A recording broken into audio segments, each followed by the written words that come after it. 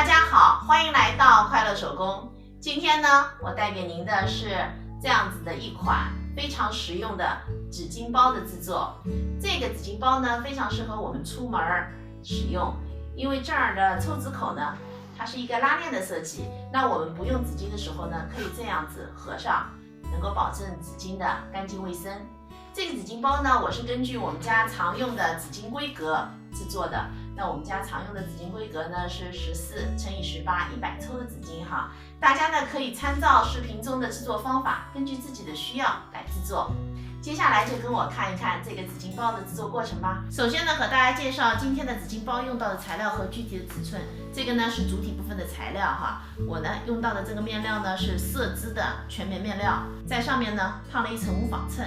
这个尺寸呢已经包含缝缝了，它的大小呢是长度30厘米，高度25厘米。这个里子、面子各一份。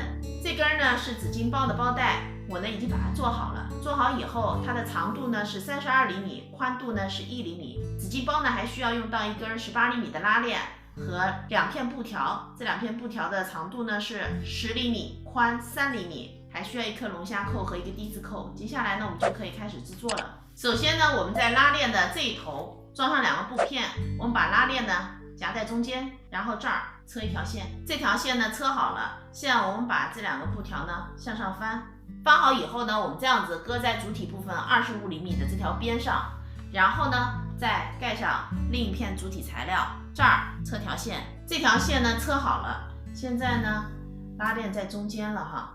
接下来呢，我们把拉链的这条边对齐这儿的这条边哈，然后这边呢对齐这条边，对齐以后，我们把它们3个车在一起。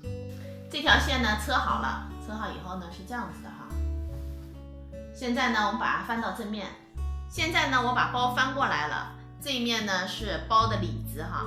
接下来呢我们进行折叠，把拉链折叠在居中的位置。我们这儿车条线，这儿车条线，然后用包边带把它包成光边，2条边呢都包成光边了。接下来呢，我们把4个角这样子折叠，折叠好以后呢，我们4个角上各车上一个6厘米的线。在车这边的2个角的时候呢，我们是需要装上低字扣和包带的。